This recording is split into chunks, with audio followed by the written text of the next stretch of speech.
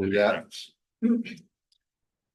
I pledge allegiance to the flag of the United States of America and to the republic for which it stands, one nation, under God, indivisible, with liberty and justice for all.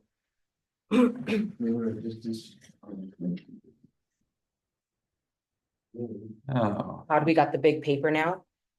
For our printing, Oh, nice. we can do that. welcome to the Wednesday, November 20th, 2024 session of the Toledo Planning Commission. We have a quorum present. Call for any other business items. I need these related party disclosures. From everyone for their leaves. It's all the other business. Is it okay? Yeah, it is. I haven't looked it over yet. Can I get a motion to approve the consent agenda? I move that we approve the consent agenda. A second. Discussion? Anybody have any problem with the licenses? I just have one question, maybe somebody can answer. The business that is called Avita, Aviat? yes. The product / service that is listed there is any lawful purpose. And I wondered, what in the world is that? So I looked it up, I looked up that business, and it's based in, or that particular operator is based on Alaska. But the status is expired. So I didn't know what to make of any of it, So Steve. this- I didn't know what to make. This one was on our last meeting, and we went ahead, you guys approved all the business licenses, but this one. We reached out to them, letting them know we need more information, and they never got back to us, so I would. I will table Probably- it again. Yep, Yeah, okay. Thank you. I wonder if this is a constitutional, I think it's fairly common, for businesses that, have multiple enterprises rather than to list them. It's just any lawful business. And that sometimes is sufficient for a community and sometimes not. But I don't think it's a snub by any means. I've seen that a lot. On business licenses. I Okay. think my state license might say that because my attorneys, when they incorporated my business, filed it for me. So just not to limit me to, if I want to branch out and start to do engineering rather than modify my state filing under which corporation I am or what I do, I can take on multiple enterprises under TRJ planning. So it allows flexibility. It's not as deceptive as it seems. I just like wasn't it might be. familiar. It's I think a fairly common business practice to do that. Okay, because we're all used to watching Instagram and being sensitive to those First Amendment people, Well, there you go. And that very well could be it. I don't know when they say that, but it's not uncommon when you license a business to just list any lawful activity. we can try to give him a call this week or next week and see if we can maybe get a hold of him. It sounds like he has to renew it anyways. It sounds like it's expired, right? yeah, his status was expired. That was really the thing that caught my attention. First, that I didn't know what that meant, but that it was expired. I thought, well, isn't this the license that they're actually filing for right here that would unexpire that? well, it wasn't his license that was expired. What was it? I couldn't tell. It was really difficult to understand. It just said status listed under a list of stuff I didn't even understand, but one of them being status expired. So I just didn't know anything. Where'd you look it up at? Uh, The Department of Licensing? no, I just put in Aviat or whatever it is, Oh, okay, and it came up. interesting. Yeah, the Secretary of State Mhm. is the one that has all the businesses that are registered in the state of Washington. That's who you file with. Mhm. And on there, you can usually get a little bit of information based on either their number or their name. You can do a search on Secretary of State's website. Well, if any lawful purpose is an appropriate filler of the space? Do we really want to put it off another month? That's up to you. I think it's reasonable for you to ask what type of business they're engaged in within your community. That's not at all unreasonable, but I also don't think, I don't think they're trying to be. I'm giving them the benefit of the doubt, I guess, because it is a common practice. And they seem to be involved in telecommunications, internet services and so on.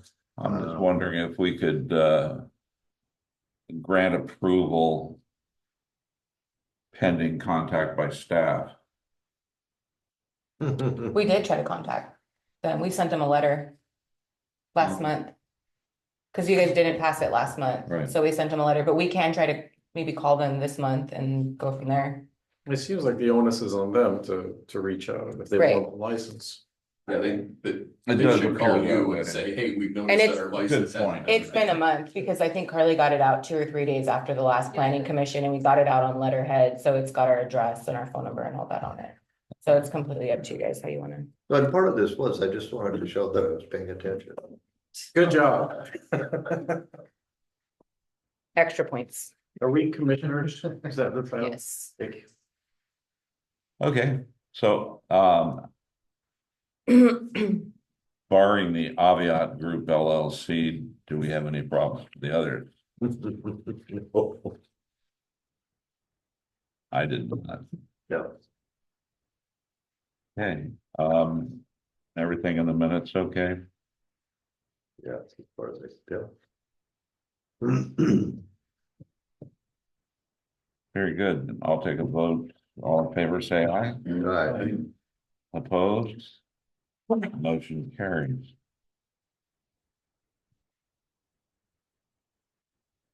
Mission reports, I don't think we have any.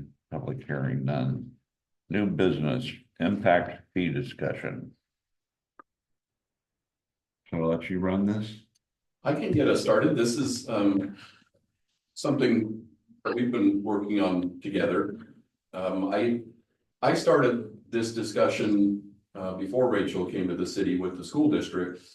And as we were going through the Cowlitz Meadows review process, I was encouraging them to get impact fees adopted at the district level so that way we could hopefully apply those. The impact fees, the city is the only one, cities and counties are the ones with the legislative authority through the Growth Management Act to collect a fee on any new growth to offset impacts of that growth. And they can do that for any districts within their jurisdiction. Lewis County has, what I learned when we went through this with the school district went through and they did have their board adopt a capital facilities plan with all the elements and the cost estimates that supported an impact fee. That impact fee was about $3,000. That was in the impact fee study. When the district came forward, they presented the city with an impact fee of about $15,000 per residential unit. That was a significant difference. And although $15,000 seems high, it wouldn't be the highest in Washington state. There are districts that have a high impact fee. There are a couple in Clark County that are close to that or at that. But it wasn't supported by the study. So when that came forward, we had at that time the school board or the school's representative, their superintendent came and talked to council and presented that to council, and council just wasn't willing at that time to proceed with that without more information. So they asked the district to provide something to back that number up. What we've done for them, because their school board has adopted an impact fee. But the amount of the impact fee is unclear. So what we've done is we've conditioned developments when they rise to the level of SEPA review, which isn't all developments, but it's most of the plats and it's most of the developments that move more than 50 cubic yards, 500 cubic yards of dirt, or if they're constructing something with more than 20 parking spaces, those all rise to SEPA. So what we've been doing, another way to mitigate for impacts that occur with development is through the SEPA process, the State Environmental Policy Act. So through that, we've been imposing a SEPA mitigation measure, and it's fairly generic, that just says, as a condition of SEPA to mitigate for your impact on the school district, we have to supply a letter from them saying that that your impacts have been mitigated and whatever impact fee they've established has been paid. In that, I'm using the wrong word because it can't be an impact fee. The school district has no authority to collect an impact fee. Your districts don't have any authority. The city has to adopt one and collect it and pass it back to them through some interlocal agreement. But that impact fee, that SEPA mitigation fee is what it's more appropriately termed. So you can apply it that way, which is what we've done. That way is not perfect. That's not the correct way to do that. The correct way to do that is for them to establish an impact fee for the city to adopt their comprehensive plan by reference as a part of your comprehensive plan update. And then for the city to, have an ordinance that says we're going to collect these impact fees for these districts. And that's the process that we're in now with the comp plan update. So it's time that we start to talk about this. So as long as we have an appropriate impact fee analysis from your districts, which would include in this case, the ones that have expressed interest are fire, parks, and well, in the past schools, but not currently.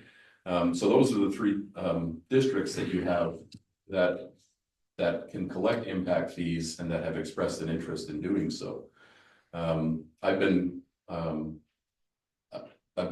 asked and I've been participating a little bit in the parks, but not as much as I should probably. I just haven't devoted the time to that I need to help them to get their studies needed. I believe the fire district is working on adopting some sort of a capital facilities plan that will help to establish an impact fee. And the school district did forward me a study that would support an impact fee, although at a significantly lower rate than what they have. So the discussion here is the city it doesn't have to adopt impact fees. Lewis County, what I learned with the school district is Lewis County, as a policy choice, the Board of County Commissioners has decided to not adopt impact fees for school districts. So if Toledo adopts it, it would apply to developments in the city, but not in the county. You weren't here for the council meeting Monday, were you? I was not. Okay, now one of the things that came out of that was that the fire district had some conversation with the county. And if the school was to also join the process, they'd be willing to sit down and at least discuss the possibility of doing impact fees. And I'm somewhat troubled by the other avenue that we're taking, where we're essentially allowing a city to go to a developer within our city and make up a number before they'll give them a letter indicating they complied with the school's impact fees. I think it puts us in a bad position, not only from a public's point of view, but I think that we're participatory in some misdealings if they take advantage of that. And eventually there's gonna be a pushback on it from a developer who says that's way out of line and what's your basis for it. And I don't know where we're gonna stand in that. And I don't want to get involved in that kind of a legal battle with them. Well, the legal battle would be basically defending the SEPA determination. That's something we're making a land use SEPA determination, and that has its own appeal process, which comes first to city council, and then beyond there, it goes into state court of some kind. I don't know what, but it's pretty uncommon for that to happen. I mean, usually, but yes, you're right. I mean, it's not the best way to do it, and it's not a great practice, and if somebody challenged it, it might not stick. But for now, it did. I mean, and we've also through SEPA, for example, when Mr. Reddick came in with his plat, he wanted to delete sidewalks. Well, pedestrian safety is improved by sidewalks, but that's not really an issue in that part of town. There's more of an issue of speed. So at the time, the police chief had said, well, it'd be better if we had a radar unit that would increase our enforcement. So, and it turns out a radar unit's cheaper than building sidewalks. So we said, we'll delete the sidewalks, and as a condition of approval, you have to pay for a radar unit. We did that through SEPA. So we've drawn that link, and SEPA is open to challenge, but the challenge period is limited. SEPA has once it's issued and published, it's got a comment period, and then the determination becomes final, and it's got a challenge period in that 21 days, and then it's over. And if you don't challenge that, then the only way to undo it is to go back and republish SEPA so that everybody knows you're changing the mitigation. Well, I think the way you handle that type of a situation, exactly like you did on Mr. Redding's, is that when you get a willing participant to the process, they're very less likely to challenge going down the road. And I think you manage the same thing with Cowlitz Meadows. Only if you put willing participant in air quotes. They're only willing to participate in that because they don't really have A any choice. ability Yeah, to choose. I mean, their ability to choose is to convince you all as the planning commission that needs to be changed or shouldn't have been imposed. And in this community, I think from what I've heard is, both planning commission and council want to see development pay for their impacts. And they don't mind development occurring, but they also don't mind development not occurring. so does this mean that if we were to provide at least do our due diligence ahead of time and just provide a very clear indication of what the impacts here are, so they don't have to ask any questions, they have all the answers in front of them, it may sort of minimize any sort of antagonism that may build up or anything like that. Well, I think that's our purpose here, is in part to get those into our general plan so that they are on the table in public. And we're getting less cooperation from the school district than I'd hoped for or anticipated. Why are they dragging their feet? Is it not their benefit to, I reached out to them last week or the week before. I met with Chris to get their stuff going. We've been trying to put stuff together. I know they reached out to the school district with no response, so I reached out to them just to see if they wanted to get on board with what we were doing. Because it's obviously a long process, and then it has to do with, our comp plan. And they just told me that they didn't know what was going on with impact fees, that her and Brennan were new and they didn't know anything about it. And so I told him, I was like, well, impact fees are new. They've been done within the last year, from my understanding, correct? The school district gave us those, and they adopted those as a result of Cowlitz Meadows, so within the last year and a half. Anyway. Yeah. So, and then I also called because Kurt's breaking ground and he's working on the infrastructure. And then in order to get his plat recorded, he's got to pay those fees first.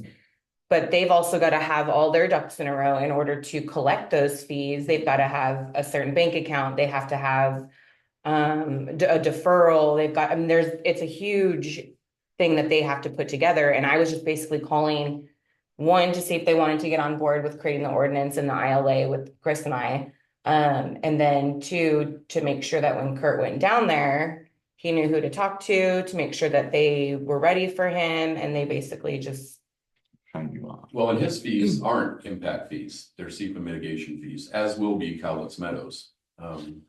Unless we get an impact fee program adopted before Cowlitz Meadows starts to pull building permits. So is there a number on his fee then? There's not, it's open-ended because that's where we had the disagreement with the district. They wanted 15K and council was looking at a number that was supported by the study that was about 3K.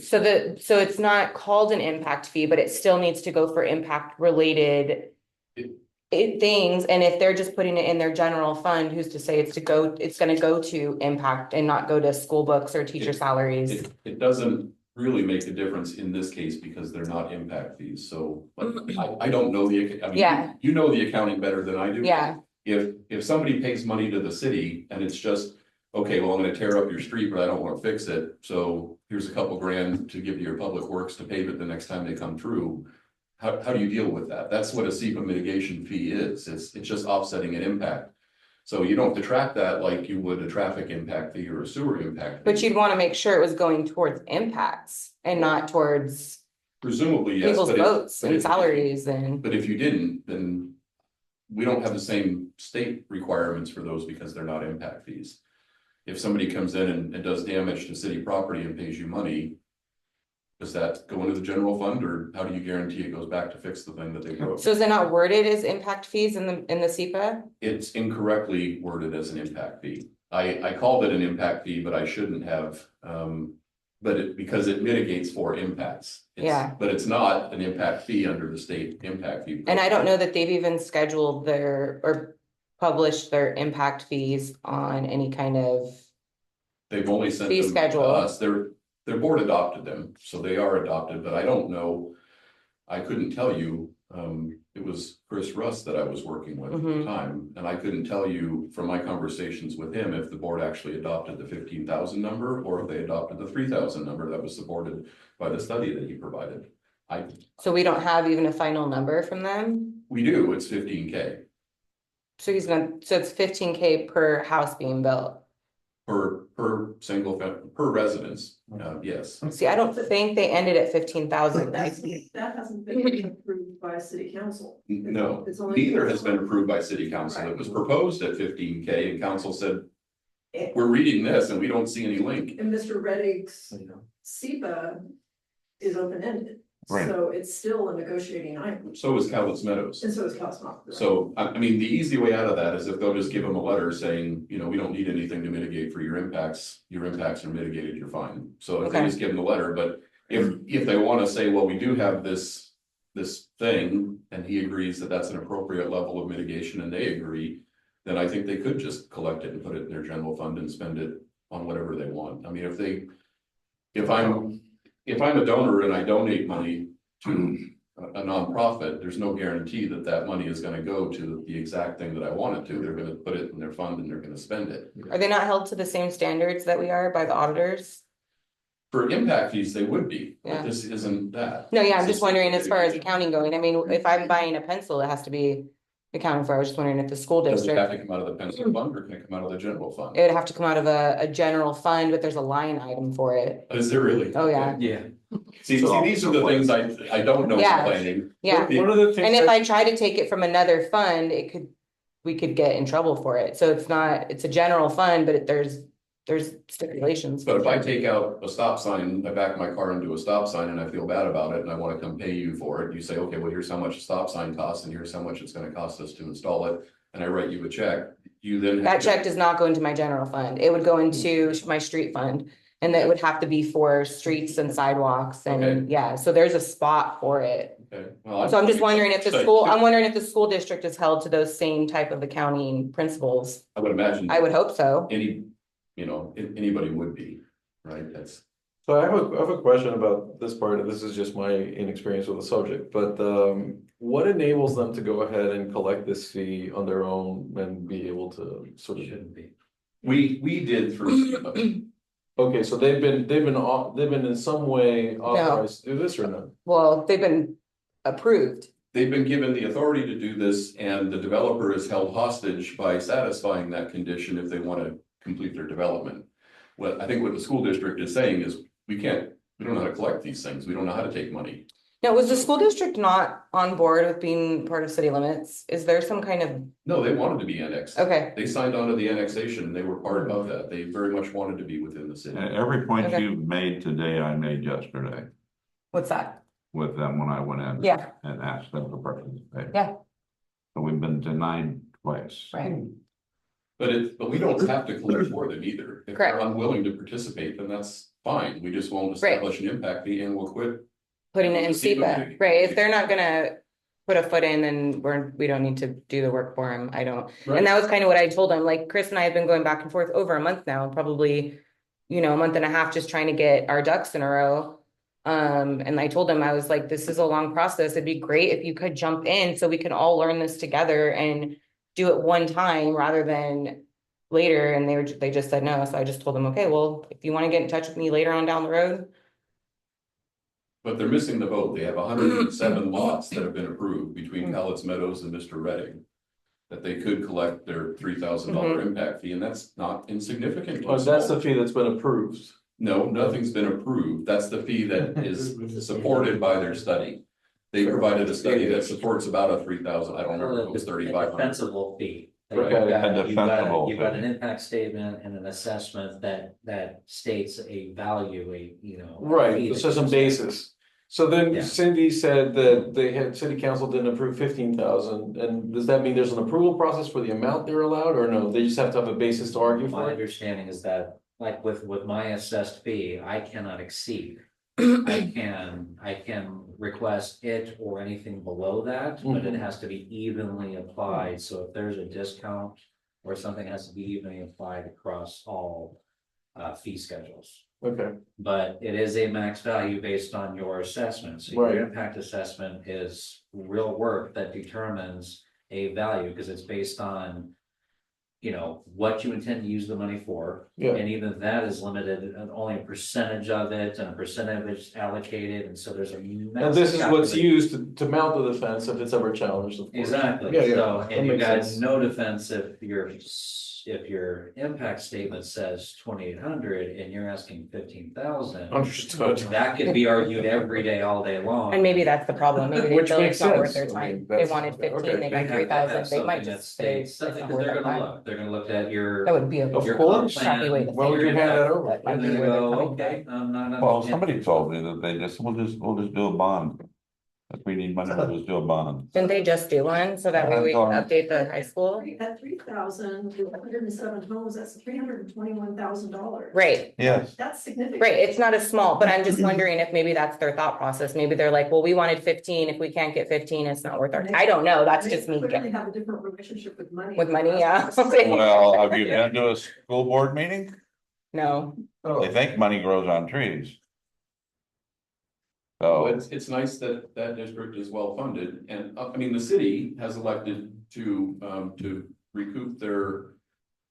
For water and sewer, you're also able to adopt an impact fee, but I've talked with the city engineer and he said, yeah, we've looked at that in the past, and for Toledo, it doesn't make sense, it's better for us just to assess the connection charges at the Connection time they charges. pay for their connections. Sure. And not do an impact fee program, because that's a lot of work, and we can just charge for the connection, and that also pays the system development charges that are associated with it. but I have a question for you then. I believe. Up till now, we've been adding the SEPA impacts. As a favor to the school district Right, and and we've offered the same to the fire, but they just weren't prepared, they didn't have their fee study. they appear to have their ducks in a row so that we're not gonna have that problem, but. I'd prefer that the city step out of it then. And don't even mention it in SEPA if they're going to take that attitude. That we apparently don't have the time for you or the time to get involved, or we don't care to. Maybe they've got a golden goose somewhere else that we don't know about, but you know, it's staff time and it's one more thing on your plate that we don't need to pay for if they're not gonna cooperate. So what that means is that, I mean, we may or may not adopt their comprehensive plan and their capital facilities plan as part of our comp plan. For the districts that are involved that do want to assess impact fees, we need to adopt, at least by reference, their capital facilities plan. And maybe even their entire comprehensive plan, depending on what council wants to do, but that makes it clean for us, because once it's part of our comprehensive plan, You can go back. then we can go back and then we can do our ordinance and establish an impact fee program and collect impact fees for that. Right, but until such time, And it would even strengthen the SEPA mitigation condition, because at least then it's part of a city adopted document that shows what the fee is, but you're right, we're on thin ice doing it the way we're doing it. But we've done it that way as a favor to the district that had said, yes, we need to be compensated. This is a huge impact to us and we can't deal with this. Is it an incentive for them that we adopt their plan as part of our plan? It's the only way they can collect impact fees. So then that's the carrot, we need to just get them to the table to. getting them to the table is if you'd like to give it a shot. I just work here. so we can adopt their comp plan, and then on our time, when we Yeah. have time, if they come back around and wanna actually put these impact fees in place, then we can address it then, right? But we would need information, we need their comp plan from them. We need to know which capital facilities plan they'd like us to use. Chris did send me a spreadsheet as to how he calculated the 15,000, but it was just missing a lot of information. It didn't have the support that's required to establish that fee. So So if we cut them out as If far we as, don't adopt their comp plan, we just. we don't adopt their comp plan and we go ahead with our comp plan to the county and state. Aren't they kind of out of luck if they decide later on that, oops, we missed the train here. Yes, because And they've either gonna wait 7 years or they're gonna have to go through a comp plan update process. And that's gonna cost somebody in the neighborhood of, $60,000 to update it. The comp plan process is, I mean, it's like $100,000 to $130,000 project to go over 2 years. That's not an insignificant cost. And the state funds it every 7 years on a 7-year funding cycle. They fund a portion of it. But they don't fund the ones in the middle. So basically, if we don't adopt their comp plan, if we do adopt their comp plan, but choose not to adopt an impact fee, we could do that by ordinance, right? We'd be prepared. And then if they ever got their ducks in a row, then we could adopt an impact fee by ordinance at a later date because it's already in our comp plan. If they won't cooperate with us, if they don't provide us the information we need for the comp plan component, then we can't adopt that as part of our comp plan. Then either the city or by petition, they'll have to petition us to amend our comp plan to get included at a later date. And they've missed the boat. They can't collect impact fees in the meantime. I The have a city friend can't. that works at the district. She's not involved in this part, but I can give her a call and try to get a better understanding on where they stand and see if I can get a hold of the comp plan. Well, Because it should but we be, shouldn't be sneaking around and getting that. no, not sneaking around, but she works at, she works at the district and I can, she's at the main office right here and I can just ask her what's going on. Are you guys not wanting, because we're not getting any answers from the people that we're talking Let me ask to. one other naive question, and this is there an actual head of the school district? Yes. That we're supposed to interface with and as, Yes, Okay, and who we've is tried. that? His name is Brennan. and he just simply does not answer any calls? He does not answer my calls. He does not return emails. Who does he answer to? The school board. Can we write a letter to the school board saying he's failing in his responsibility and these are gonna be the effects if we don't adopt your plan? go ahead, I don't think we need to go that far. Yeah. But I was on the path of suggesting that maybe instead of trying to backdoor this and use the personal connection, which works great, but not always, maybe what we do is we just, as the city, we write a letter to the school board. And either a city clerk, or we could have the mayor sign it, or even the planning commission chair can sign it. We just write a letter saying we're updating our comp plan. We need this information from you by this date, and if we don't get it by then we're not gonna be able to include you in our comp plan and. The problem is getting it routed. I mean, I think that's important too, and maybe we send it certified mail, and we send it directly to Brennan, but Well, you send it to him and you send it to the school board. You want president? the board to see it, so it becomes part of everybody looking at it, and you Yeah. get some visibility on this thing, so the question, when the question gets asked as to why they were not included. It's very clear why they were not included, and hopefully somebody has some idea of what that means, the consequences that could have to them. yeah. We still have a little bit of time. We have until June to wrap this thing up. The state has actually extended the deadline for these until December of next year, but preferably by June because our funding runs out in June. So we've got a little bit of time left to be able to do this, but we are in that stretch. I mean, once we get some of these land use components out of the way, the next thing to deal with is critical areas and capital facilities. well, That's where we are. excuse me for landing you in the sacrificial boat. But to me, the person that should be speaking to the school board is you, because you know the most about it and the requirements.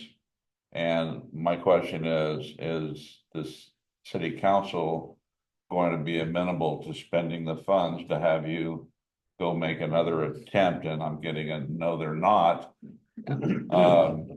So Well, and I've spoken the most about it. I think Rachel is equally up to speed on all this stuff, and certainly she is just as capable as I am of having. but I don't want her to go crazy by going to the school board.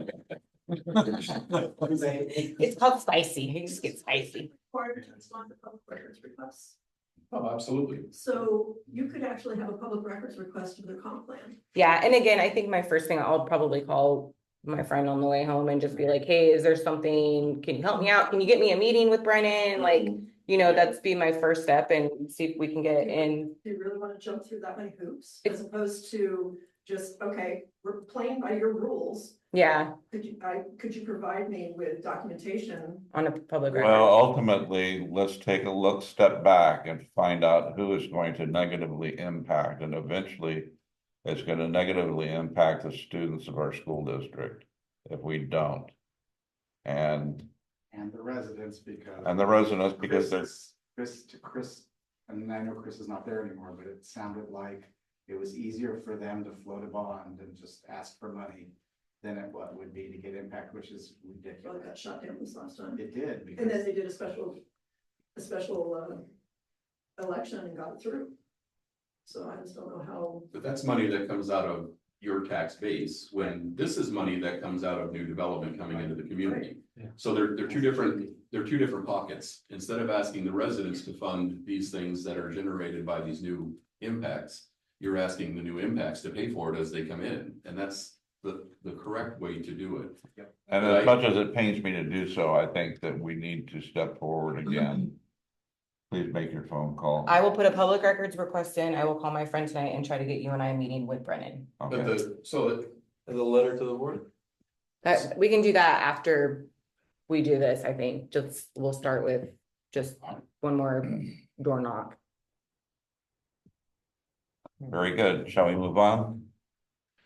Chief, how are you today? Great. Didn't know you'd have to sit through that.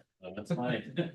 But, and I believe the charter is prepared, but right, you guys are putting together a comp plan and. Yeah, so we just completed the needs assessment, which provides us all of the supporting documentation, so it basically looks at the impacts to our fire district from a call response perspective. It does, our firm went out, they talked to you about city growth projections, they talked to the county about county growth projections.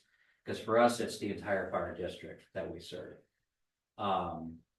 We've got, of course, the same conversation will need to be had separately with the county. My hope is that with our success here, getting this implemented, everything in place, I can bring it to them as a full package deal that says, we've taken the mystery and taboo out of it. Here's what it is. Here's how easy it is. I need to then, have discussions about options to do an ordinance and ILAs and stuff with the county.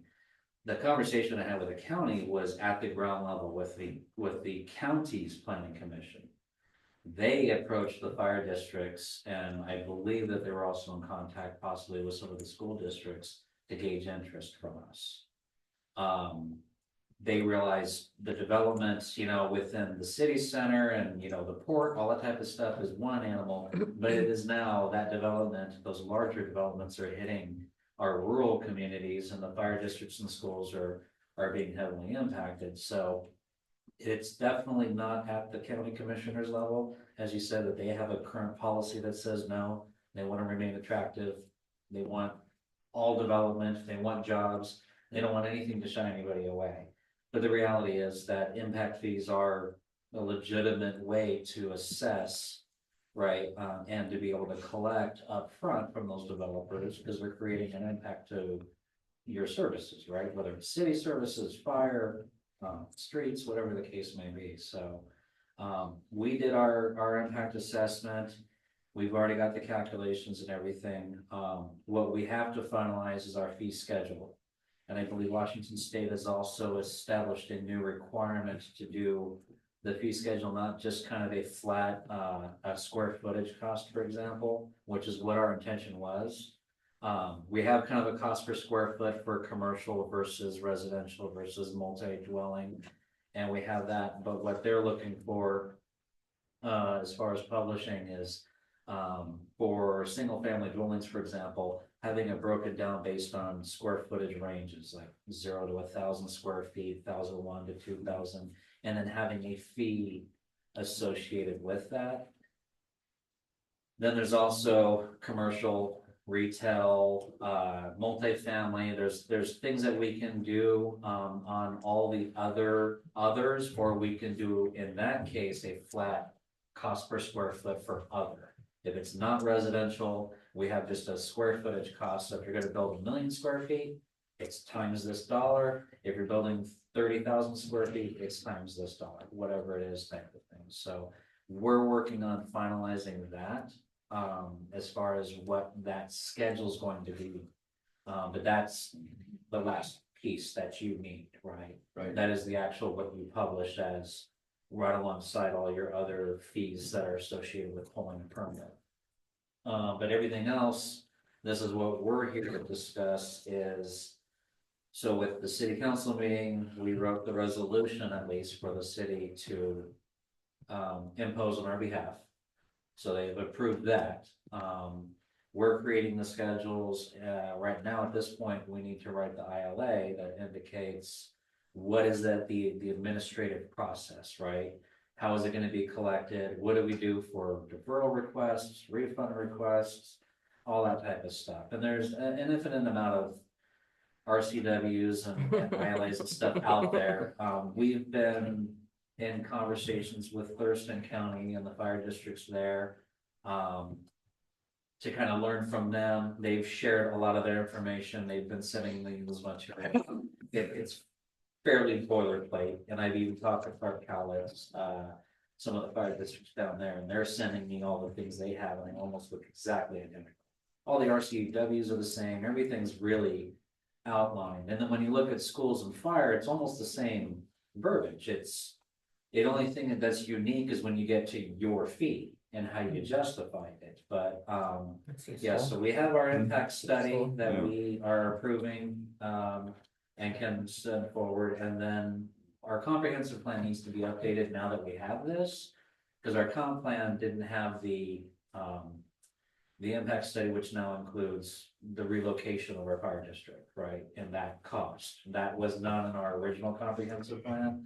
But now that we're talking about growth projections for the next 20 years, it's got to be incorporated into that. So I have everything else, vehicle schedule for replacement and equipment and PPE and all that type of stuff. I have that in our comprehensive plan, and I now need to incorporate what we have here from our facilities, our capital facilities plan that needs to be added, because our growth is basically going to have any growth at this point is going to have a significant impact and require us to either look at a remodel or relocation of our station. And with the study, which was in depth, we brought engineering firms, we brought in everybody to come in. Relocation is really the only option. It's not much cheaper to do the remodel, and it does not give us anything we need as far as the additional space to house trucks, things of that nature. So we're gonna have this here definitely all done by the end of year to be able to put forward and to be adopted into your comprehensive plan, which is what we understand is necessary. That's correct. Yeah, so we'll have that by the end of the year. The fee and the supporting documentation, the capital facilities plan is the required element that we need to adopt. It's nice if we also have the comp plan, because that supports the fee, Right. but that's, that just makes it more bulletproof. It's not a required element. Okay. So we could adopt your impact fee with just the fee schedule, Okay. but it would be nice to have a comp plan in place that the city could, if not adopt as part of their comp plan, at least adopt by reference. And Just we can do because- that, yeah. Just because it makes it more bulletproof, and the deadline for that would be sometime between June and December of next year. That's when the city will finalize theirs. So we can keep the placeholder in there, assuming you're gonna make that. Yep. And We just definitely will. adopt your comp plan by reference probably. So that gives you the ability to change it without the city updating their comp plan. It's probably easier. So no impact fees can be collected prior to that? You can't adopt an impact fee program, so the ordinance for impact fees has to occur after you've adopted the comp plan update, because you have to have your capital facilities plans in place that support the impact fee ordinance. So the ordinance for the ILA is what needs to be adopted after. The ordinance that the city authorizes the collection of impact fees has to be adopted after. You Okay. could do an ILA with the fire district, you just couldn't implement So it. we can just put that second reading off. Right, it's. You can do an Yeah. ILA, you can say, we agree to these things, but you have no authority to collect an impact fee until you adopt. I think they had a first reading on Monday. We had our first reading on Monday. Yeah, I wasn't sure if it was something that we could, because the way I read it through the MRSC is that was the first thing and then the ILA came next. But seeing as, Usually, I mean, it doesn't make sense. yeah, to the have- comp plan. Apparently, comp plan, yeah. There's a So we'll just substantive put, comp we'll plan. just put the second reading off. So does that mean Cowlitz Meadows potentially can come in without impact fees? Mhm. That's Definitely to the correct. fire station, yeah. Well, but so, yes, they could, anything before June. Right. or anything until we get all of this in place. Right. But the interesting thing is the city of La Center, had a legal challenge because they adopted impact fees after they approved several subdivisions. And there are certain things that vest in state law with a subdivision approval. So this one went all the way to the state Supreme Court, and it was heavily battled because the city imposed the impact fee on new building permits as they were coming in, and these subdivisions were approved prior to impact fees. But what the state ruled in that case was that that impact fees were not a development fee or a tax. Or maybe it was that they were a tax, but you can change the impact fees after your development's approved. Subdivisions don't vest you to an impact fee.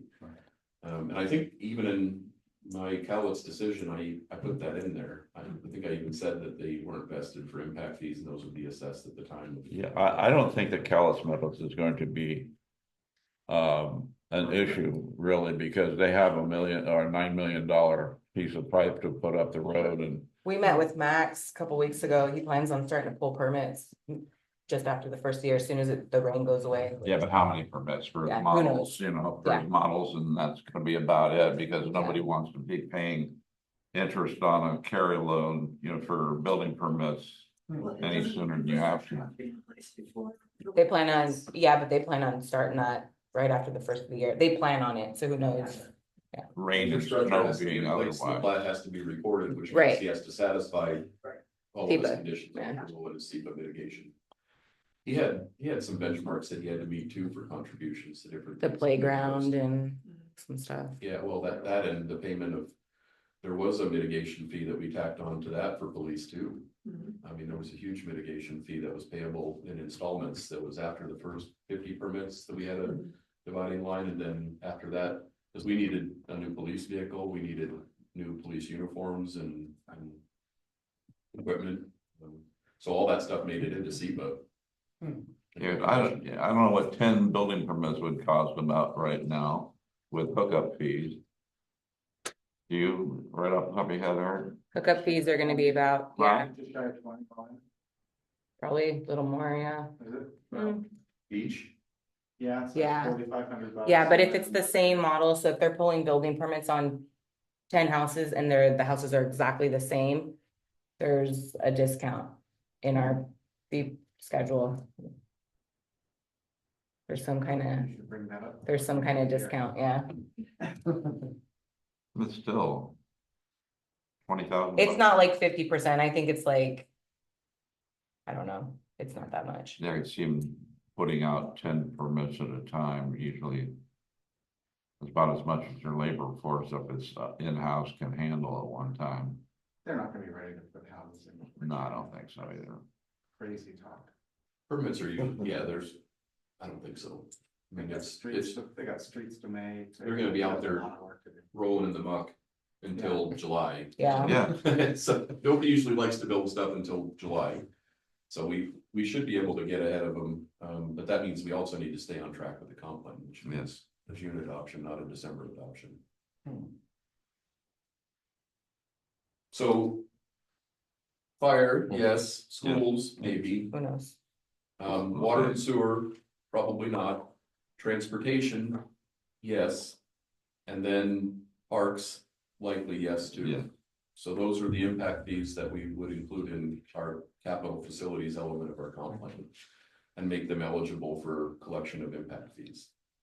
Does that sound correct? well, it does, but I don't, who's handling the traffic and? Mike Johnson has given me a couple of proposals to do that. It would be Mike and his team that would develop that plan and do that work.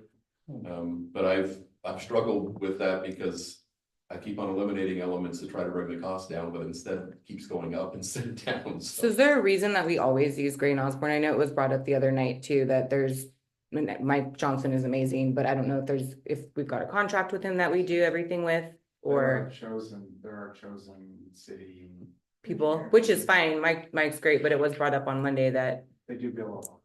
yeah, that's what I'm getting at, that we should be looking to cut costs on some stuff, and I don't know who else would do something like that. I was just wondering if there's a reason why we're always, I mean, they're not the only civil engineer in town, and, In fact, they're not intended at all. I mean, I'm surprised that we're not putting out RFPs on design I work. put a little bids out there, What's that? do some bidding of some sort. I think there's a procurement process, but I'm wondering if we have a contract with Gray and Osborne that makes it to where we don't have to do the bidding process. I would think we would have gotten called. Because there are designated, so we could. So there we is could some do an kind of RFP contract. And choose a new city engineer. It's similar to our lawyer, where we have. Okay. Our lawyer. Okay, so that's probably why they've always just done it that way, because it's a lot of work to go through the bidding process. I mean, it's not. They're different than me. They're actually professional services. No, there's a different category because they're licensed engineers and architects and attorneys. You have to go through a different process for hiring them than you do somebody that's not licensed. So I provide personal services to the city instead of professional services. It's not professional. You're I'm not not professional. professional. I'm not licensed. Ja, si no have a license. I'm certifiable, but not licensed. There's no doubt. So. Do you know what that would cost for them for streets? I do, I have their proposal, I can forward it to you after the meeting, but it's streets, water, sewer, and all the comp plan elements for capital facilities, it's about 45 is the current. And that's not included in our grant. It is included in your grant, it can be refunded, but as you know, grant money is, you can only spend so much grant money so many different times, so. So we've got that, and then we have also the critical areas element, that's about 12, and then there's time here to finish up for the next 6 months, and that's the budget that I've been owing you for a long time now. Yeah, I think we're at 65 right now with 50 That's what I coming back. calculated. Yeah, so there's 45, if I do that math right. But 45. they, for Gray and Osborne, it is the 45, and then I've got another 12 or so 12 to 15 that for the critical areas component, which is a required element. And then I've got whatever time I spend, but I was gonna talk to you more about that. I think there's something that I can do to help us to bring the budget down to, so. Okay. So those are those elements, and I get, that's the direction of the planning commission, that those elements should be included, and then the school district is just kind of up to whether or not they'll participate or not. And Yeah. we won't do water and sewer, which was Mike Johnson's recommendation, that we're doing fine now with Mhm, the way we're doing. just do streets. Streets we need to do, because there's no other way to collect money for street improvements. How long will it?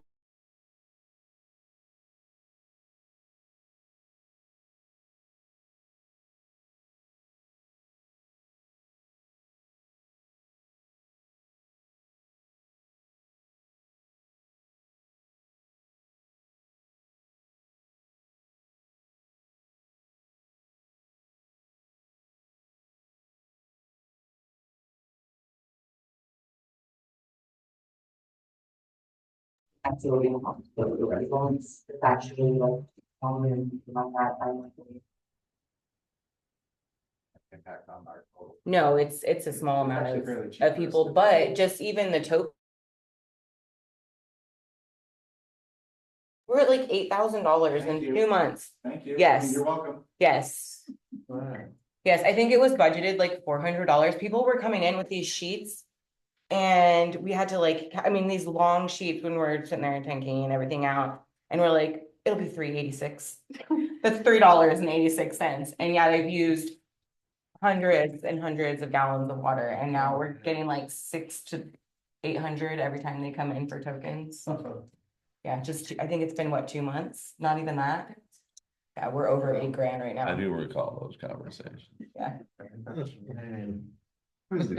My 6 weeks of working at the plant. That was it. How many cars were lined, how many trucks were lined every single morning? Yeah. We first opened the gates. Yeah, and we've got a pretty good flow. I mean, the guys, they know they've got to come in, they got to get their tokens. They're pretty good about it. No one's complained about the cost of it. They complain that they can't get in earlier, I think, and we're like, oh, too bad. Go to Shayla's or something. Like 4 a.m. We could sell bonus tokens. Is that the Christmas bonus fund? Yes. Yeah, the craft fund. Interesting. Yeah, fun. Yeah. You know, they could be changed so that it were accessible with a key and such, if they're willing to pay for it. Aren't they, isn't it like a restricted area back there or We no? could move it forward. I'll talk to John. We have actually water at the thing that I think we shut off. at the dump spot. Okay, I'll talk to John, see what he thinks. Okay, moving on, related party transactions. So I just need all of you guys to fill this out. Yeah, so the auditors just wanna make sure that we're not doing business with people that own businesses. Under comp plan agenda item. Oh, yeah, we skipped ahead. Where? Oh, we just talked about the comp plan, didn't We we? just talked. Are you done? No, he's got maps. Oh, my bad. Don't we have to go over stuff? Leave it to Cindy to keep us on track. Well, I would like a little bit of, I just had this first one, the map that I provided is actually one the county has sent.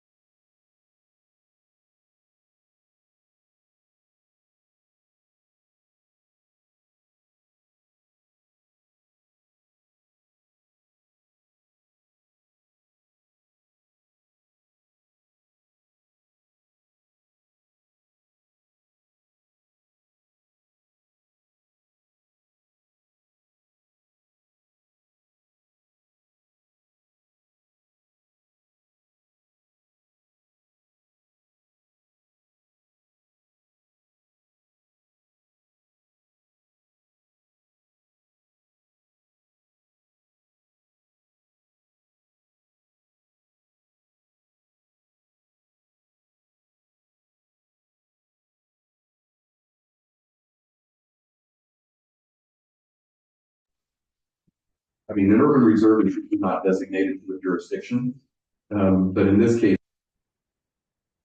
Shows that this is intended to be Toledo's urban reserve. And that will allow us, through periodic updates of our comp plan, then to do comp plan amendments and take this land in and try to make it as painless as possible. So that was just an informational map. I did go back and, I've updated the zoning code with a few edits based on our last meeting. Hopefully you all have had a chance to look at those. Yes. I've incorporated some design guidelines for single family detached and townhome row house. I've included a new section in our code. And that's based on some of the standards that I presented to you all from Ridgefield, what they use. There was a lot of interest in incorporating something, but not going too far. So I presented this for input. Certainly we can. What page is that on? This is, it's page 6 of 20, Oh, the design guidelines. the design guidelines. Okay, okay. Oh, gotcha. It starts on Yeah. page 5. I see it good now. So I think, and one of the things is, since it's an adopted set of guidelines in a way, it would be interesting to, I guess I lack the big picture of what we're trying to create. As opposed to, these are some things that you can do, your eve has to be like this or like that, but what is the ultimate, what is the look we're trying to go for there? I think it's more about what we're trying to avoid rather than create, and that is just boxes. I walked this morning, I saw Yeah, the box, the house. It was featureless nearly, other than there were some windows. But that's the kind of thing. It's right next door. There you go. But that's the kind of thing we'd rather not see, it makes sense, I guess, yeah, there's some guidelines about doing things a certain way, and I guess I think it's a great idea, I just don't know what the ultimate composite of that is gonna look like once it's built out, what's the ultimate effect gonna be like? What are we creating? Well, I think you're trying to give the home builder in this particular case. Yeah. Perhaps a downtown, a single home builder. An ability to design the house to his standards, but to maintain certain minimum. Architectural features that don't make the house look like somebody slapped it up overnight. And it becomes an eyesore. And you look through the requirements, you don't think they're onerous as a builder, they're pretty reasonable? I do. I mean, far better. I'm from a place where architectural review boards are a thing. Right. And this is a whole lot less onerous for a builder than architectural review board.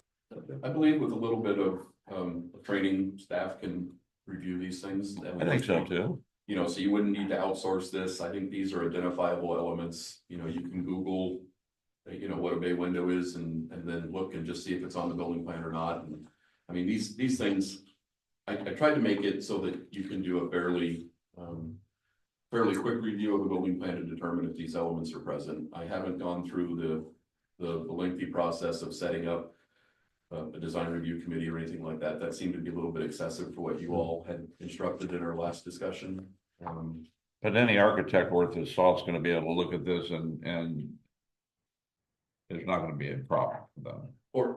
Or even, I don't think it even has to be an architect. I think that a general layperson can look at these standards and with a little bit of help from Google to understand what the elements are or not. I mean, some people already know what these things are, it just doesn't matter of course, but if you don't, if you can read I mean, the other thing is, you know, can you read a building plan? But those are the only two skills that are required for this, is you have to be able to Google and see what this is or what it isn't. The thing that gets difficult is there are requirements in here for facade variation as you go down the street, so that you can't have the same can plan constructed side by side. Right.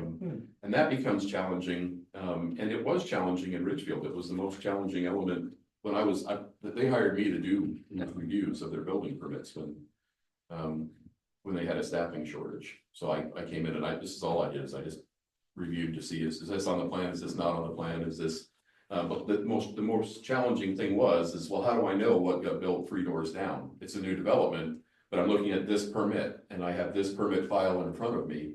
So in order to know what got built 3 doors down, I'd have to go pull that file and see, is it a different plan or is it the same plan? And then it's also, you know, so many houses across the street have to be different. So I'd have to go back and do that. They went to an electronic permitting system, which allowed easy access to those. You could easily switch back and pull that up, and that was easier. When I started doing that for Ridgefield, it was all paper files. So a lot of times I would have to go back into the paper files and just pull those plan sets out, look at them, see if they were the same or different. So that's one challenge in here that I wanted to point out. But I think you're already talking about electronic permitting, and that makes it We're already significantly doing it. easier to do that. Yeah, it's already, And the building plans are all uploaded in our archive there, so you can go back and use them Yep. for reference. and we can even put a checklist, like if there's any kind of stipulations on the new building permits, you know, if there needs to be 2 bay windows, it's just a little checkbox. Yep, they're there, and we just go through and, you That's know, good. makes it Yeah, easy. so I mean, the building variations for townhomes and row houses, I think is where it comes into play, but, actually, no, it's just general requirement for all residential types. No 2 houses with the same front facade shall be located within 200 feet on the same side of a street or directly opposite across the street. So that's a little bit of a challenge to check, but if you've got you know, a new subdivision and you've got those permit files that are already there, you can just pull up the addresses and look and see. It's not as much of a challenge with electronic permitting. I try not to get too onerous, but certainly that's what I want to hear from you all is this support or not support that you told me to do? I'm happy with it myself. Well, if you, Steve, as a builder, think that it's not too scary, then I think that's fine. Yeah, it's something that we're gonna be able to manage without having to hire architects and that sort of thing, and it makes sense. And is the zoning inspector gonna check against these things, or we part of that? Well, they'll go through us first. We've been sending them to Todd just until we kind of are confident in them. Easy stuff, we just look it over and send it to Robert. New plans with any new stipulations, we probably sit down and make sure that iWorks was all, How's Robert doing? he's good. Good. Yeah, he's been out for a couple days. That's worked out well. Yeah, he's great. So if we're all okay with those, we can move on to the next section, and that was, we talked about this last time. And although we had decided, and these are reflected in the comp plan, I'm doing this backwards as I usually do, I guess, looking at zoning code, but the wildland urban interface overlay. The other map that I included shows That's this map. This is a DNR, this is a map they publish. But it basically shows the entire city of Toledo within a wildland urban interface. I know we touched on this last time. I went back and gathered more information, and I think that you were all hedging on.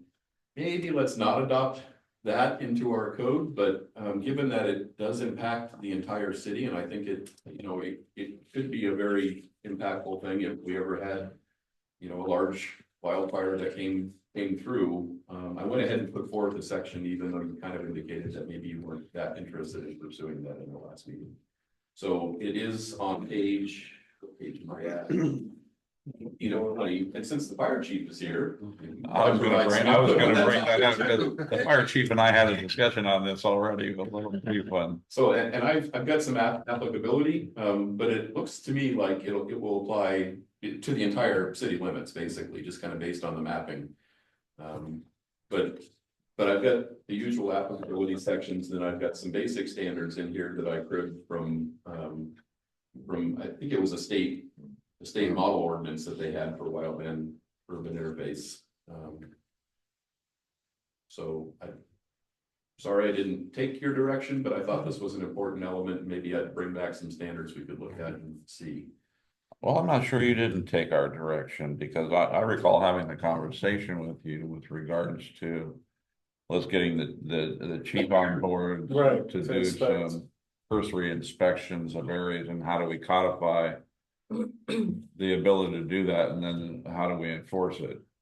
And So thank you for putting that in. Good.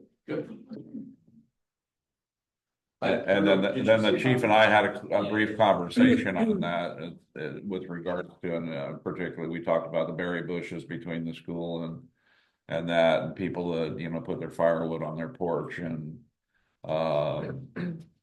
things. And my impression was that you're on board for something like that. I am. The challenge you have is that our district is a fire suppression district specifically. We don't do inspection and enforcement. That's at the county level. And that's across Lewis County. So they're the only ones certified and really capable of doing any type of enforcement and inspection. That's where everything goes to the county's fire marshal with this. And then the contract, they have subcontractors, I think, at District 6 that provide fire inspections, fire investigations, and then of course the enforcement is at their office.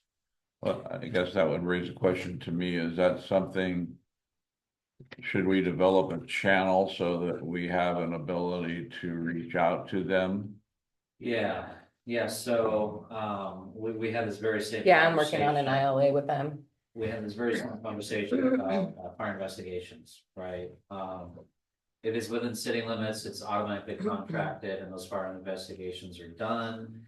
And if it's within county limits, right? If it's not within your actual city limits, county has it handled, they budget for it and they pay for the investigations, right? Because that information is used if there is then fault or something nefarious found where they want to litigate, they need to have that information. At the city level, if they do come in here without an ILA or anything like that, they're not required to do any services. For the few fires we've had with the city limits, they have come out and provided fire investigation and done that, but then the bill comes to the city. And without any type of an agreement or an understanding, there's no negotiation as to how it's done. But with any of this, they're not required unless you want to establish an ILA with them. Which I'm working on. Okay. And so, yeah, if you're looking to do this to establish some requirements and stuff, yeah, they would incorporate that into the plan. Which we need to get for the inspections for the new homes coming out, because right now it's on our fee schedule, but I don't know that we even know what they're charging. Right, and they can help establish that gets added to your fee schedule, and then therefore from your enforcement perspective, if they're non-compliant, there's a fee established, they can help with the enforcement piece, and then if they're fined, they pay you. Very good. Type of thing. Probably January I'll have it. All right. So I'll assist anywhere necessary, but yeah, absolutely. So the standards that I've put into zoning code are basically building and zoning standards. Some of the things about where you stack firewood or brush clearing, those are usually more of a nuisance or someplace else in your code that's enforced differently. But these are building standards for new buildings and for remodels and construction. The standards I have in here should be able to be implemented by your building officials. So I don't think for this you need No. that, Not but the thing that I don't know, and I know very little about these things. I mean, I read through these and but this is a model ordinance that I basically pulled from. So some of these standards, you know, I don't understand. I mean, to some degree, I understand some of these things, but I don't know, for example, if under the water supply, hydrants with a minimum flow of 1,000 gallons per minute, I didn't check with Mike Johnson to see if city fire hydrants currently flowed that much or not. I have no idea if that's an appropriate standard for Toledo. But then We do want to confirm that because I don't know if they are performing any type of regular flow testing or can commit to any of that, right? I know where the water supply is coming from, depending on the hydrant, the age of the hydrant, all of those things are gonna change or be very different, right? So that's gonna have an impact as to where you're building and is it new facilities, is it existing, is it fed from a water tower versus the city supply? It's all gonna be. Most of our firefighting is gravity fed, and I doubt that we're actually pushing 1,000 gallons a minute. Right, and I have not seen any hydrant testing. We don't perform it. We don't, so- I don't think we've done any, have we, Eric? they did hydrant testing when they did some of that water pressure testing and flow analysis for Cowlitz Meadows when they did that, because they had to determine some of that. And Mike has models of the city that talk about what the water pressure and flow rates are in the different areas. I don't know if he's actually verified those with hydrant tests. I mean, usually the district would be involved in that, and they did that, I think. I don't know, but there's a lot about these elements that I don't know. And I pulled forward the standard because it's somebody's standard, but I don't know if it's the right standard. So I can reach out to Mike and figure out if that's the right piece. The other side of Let's that, see if it applies, right? If it's something that if it's something that nobody can achieve, if we then can everybody's achieve gonna have to have these water storage tanks, because it's an either or requirement. Right. Either you provide a minimum flow of 1,000 gallons per minute within 400 feet of the property, or you have to provide an on-site water storage tank with a minimum capacity of 2,500 gallons. And I don't know, I mean, seems like go through 2,500 gallons pretty quickly with some of those big apparatus equipment things that, you know, so I don't know. And very quickly. and on-site, do we really want to require a 2,500 gallon tank on everybody's piece of property that's not within 400? You know, Yeah, and a lot of this is so that this gets back to your insurance, the fire rating, right, for insurance purposes, right? There's a rating that's applied, and within city limits, if it's hydrant fed, then yeah, there's certain standards and calculations that are required in order for it to say your hydrants are sufficient. When you get to your rural communities, they have different fire ratings because it depends on how quickly can I get there. What water can I bring with me, right? So they measure how many trucks I have, the age of those trucks, how many firefighters I have to get the trucks there, what is my response time from the main station? I have substations, but they're not manned. So your fire ratings all vary throughout our district for that reason. And so with this, that's exactly what that's for.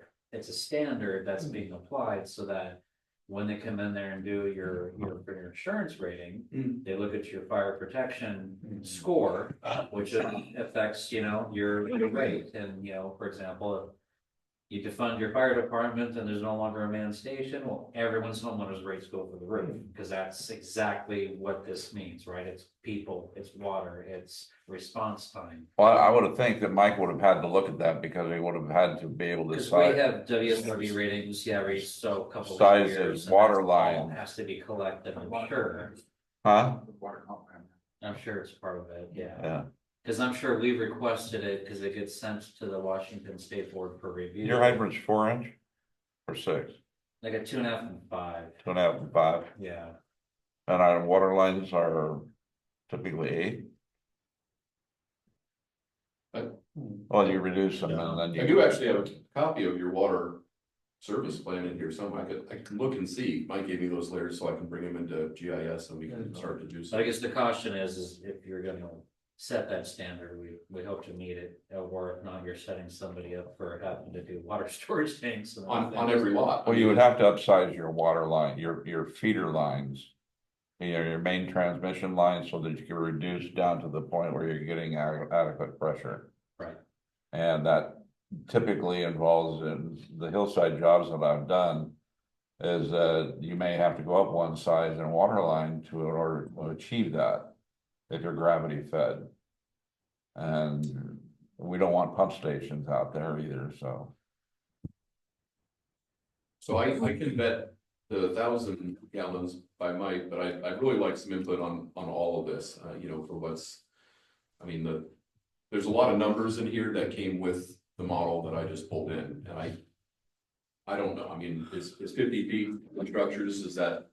It must be typical because it was in the model ordinance, but is that adequate in Toledo? I mean, some of these trees in Toledo were pretty tall, you know, they might be taller than 50 feet, so. Do we want to have something in the vegetation management that relates it to the tree height? You know, saying if you've got 100-foot tall trees next to your home, that it has to be 100 feet instead of being 50 feet, or is 50 feet just generally adequate? You know, for the types of fires that travel through the tree canopies, you know, how far should it be 300 feet? I don't know. I don't know what the standard should be here. So, there's a lot of numbers in here that I don't know, and I mean, I can work with the chief to verify those. I can work with Mike to verify the water and service things, but definitely outside of my specialty, I can just tell you I pulled a model ordinance in, and so the numbers are at least good for someone. But I have very low confidence in these numbers, in case you couldn't tell. It's I just don't know this stuff. So I'd like input from you all about, does this look like a good place to start? And then maybe. Yeah. Does it have any impacts on the actual citizens of the city? It will for new building permits. But then, yeah, is it fair that those that exist are non-compliant, right? As Or- the kind of Or that perhaps some of these may be excessive for what's going on here. I mean, that type of responsibility is what we have to. So we want to be careful. Yeah. So anything we can do to mitigate, to go in a way that's a little more procedural, we start with the things we know and Feeling the then map build that up as for the we agenda. know more. Be my guess. Is there a rule of thumb for how much water supply you need for a residential fire? I mean, obviously it depends on the size of the house, but is 2,500 gallons, is that excessive or? That's nowhere near sufficient. I mean, that's. Nowhere near. That's the first, probably 20 minutes. And those tanks are huge. Yeah, There's the 2,500, you have these, 5-foot sides on the houses, it's gonna be. How much does your pumper go through? our pumper brings 1,500 gallons. That's our first in unit, and that's probably the first 10 minutes. 10 that's minutes. gone. Our tenders are 3,000 gallon.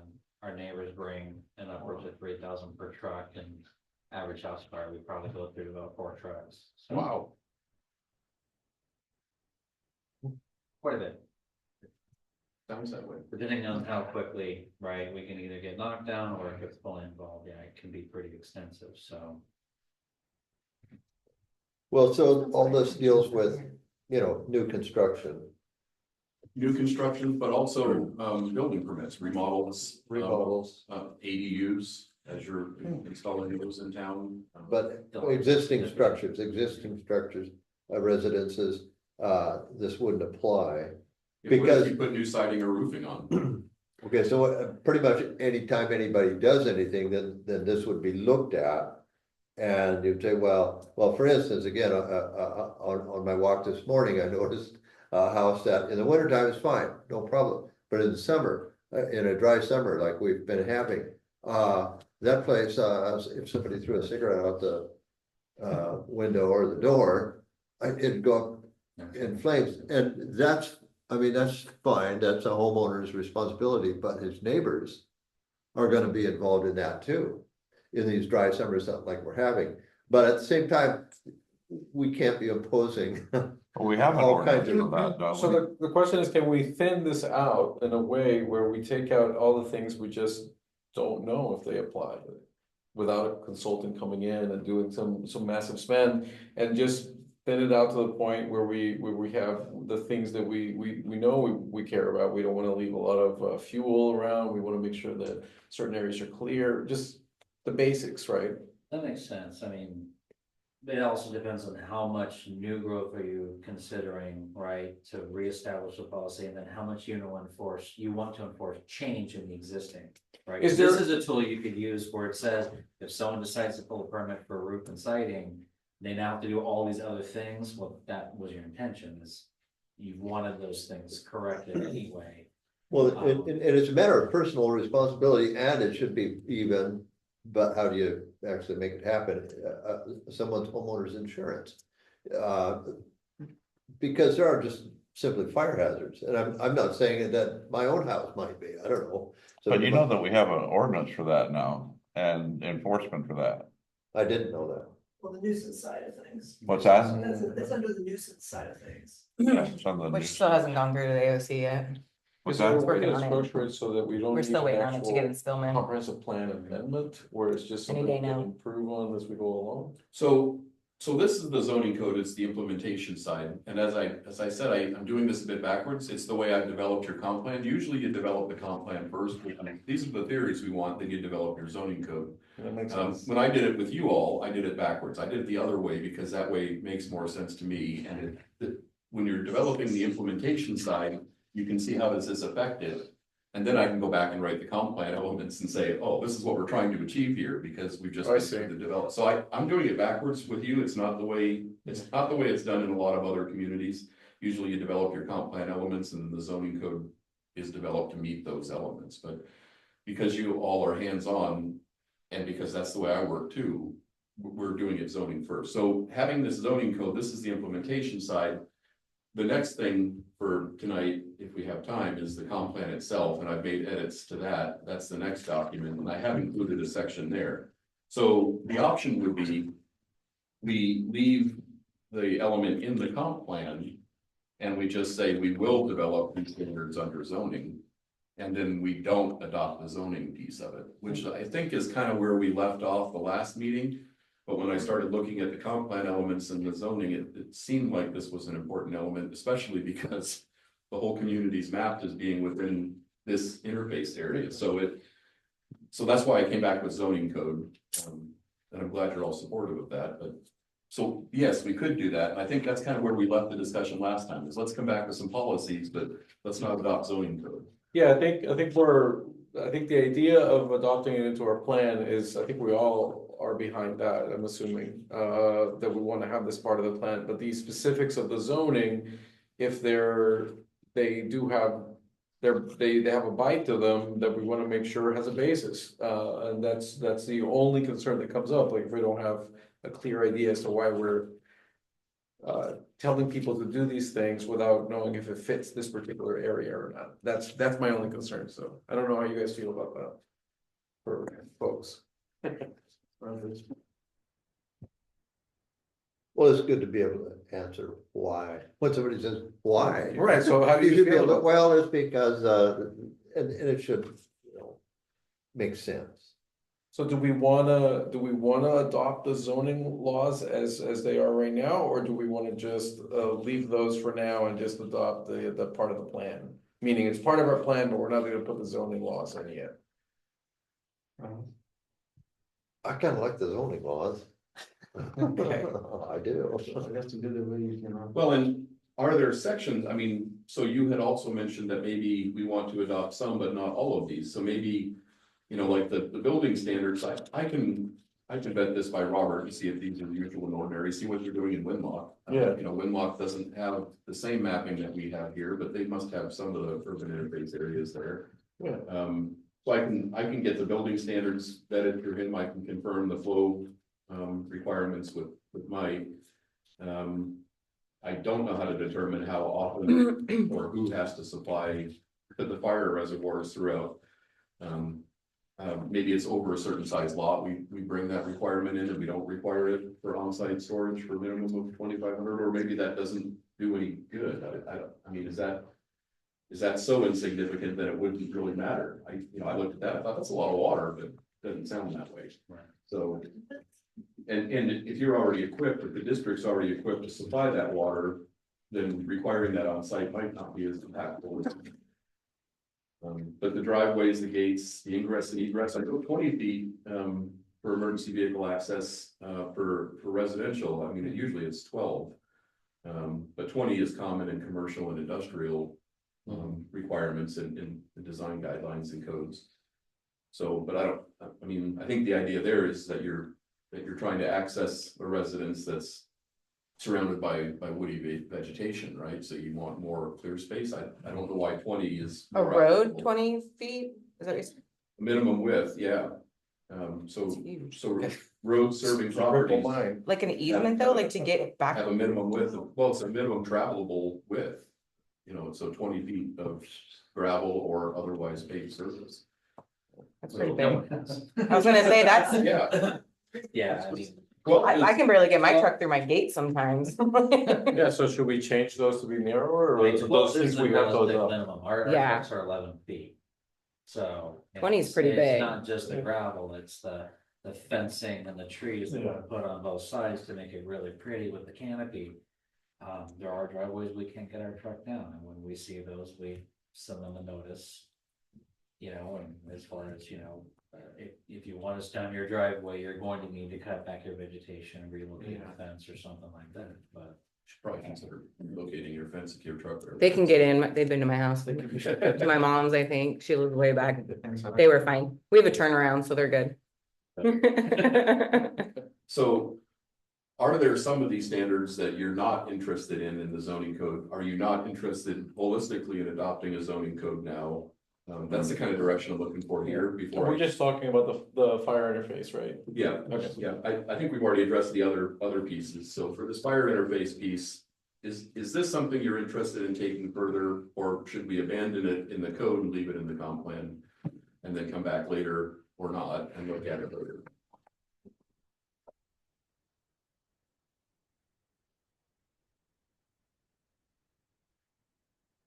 So if we come back and we start messing with our land, our codes, and they conflict with our plan, where does that put us?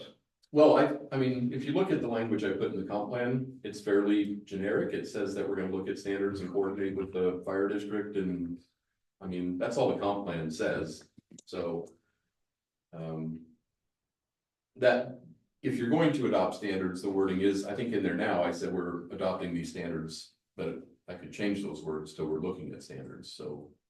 If it's in the comp plan as an element, then you don't have to modify your comp plan in order to include it later. You can just adopt zoning code, and that's an easier process. My only concern is I'm not sure that we have all the correct information to do that. You mentioned it's an easier process to adopt the zoning code. What is that process? Like, how long does it take? That sort of thing.